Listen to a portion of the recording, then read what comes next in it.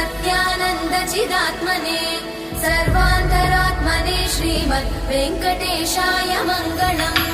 स्वतः सर्वविदे सर्वशक्तये सर्वशेषिने सुलभाय सुशीलाय वेङ्कटेशाय मङ्गलम्।